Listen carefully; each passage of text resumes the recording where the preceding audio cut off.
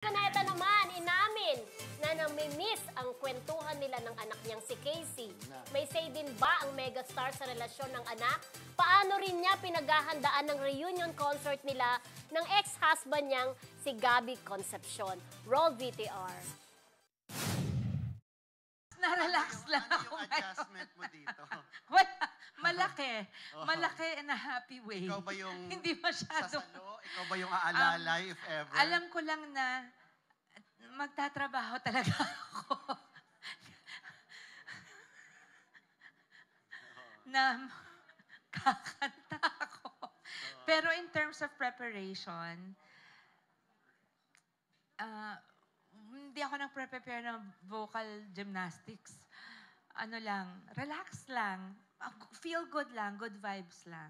Looking forward lang ako mapasaya yung audience. Yun lang talaga ang gusto ko, mapasaya talaga yung audience. Mapakilig, mapa-memories kayo, mapa-reminisce kayo. Kung anong gusto ng anak ko. Kung ayaw niya mag-asawa, okay lang sa akin. Ayaw niya magkaanak, okay lang sa akin. Gusto niya magpakasal, okay lang sa akin. Sabi nga sa'yo kung anong gusto ng mga anak ko. Basta support lang. I just want them to be happy.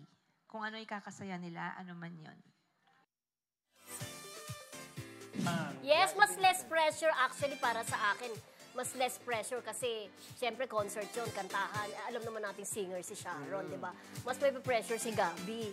Di ba? Kasi hindi naman siya singer. Nagsapo yun my way, di ba? Hindi niya tinuloy. Pero alam mo, sabi ni Sharon, sana seryosohin ni Gabby. Kasi nga, nung press con, parang dinodog-show niya. Yung parang papatawas niya.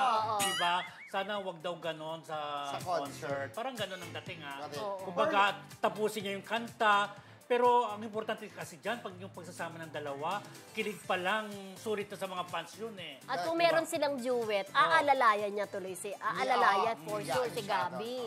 Diba? Pero alam mo, nakakatuwa dyan kay Sharon, kung yung ibang nagko-concert, talagang pinaghahandaan nila, nagbo-vocal chorus, pag umaga, kakanta-kanta. Pero siya hindi. Kung ano lang talaga may bibigay niya, ang importante kay Sharon, yung satisfaction ng audience. Alam niya, nakikita niya masaya mga tao, yung kilig-kiligan sila. Mas sa kanya yung gano'n. Kaysa yung magpapakos ko, mga kakantay ko, gano'n. Pero during the concert proper, meron naman silang rehearsal din na kanta-kantahan, di ba?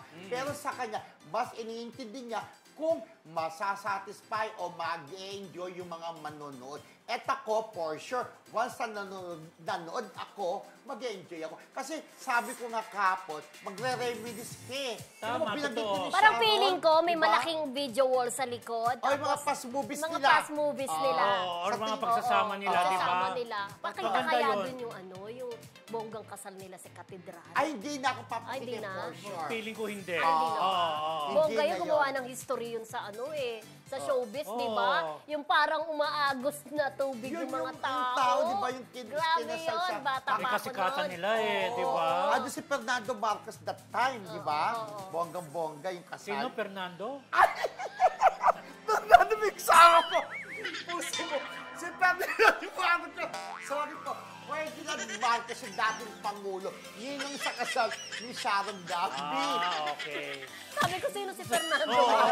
Sabi ko, Fernando po ba ito? At saka ano? Hindi nung kasi, di ba presidente, ay di ba si FPJ? Okay, go.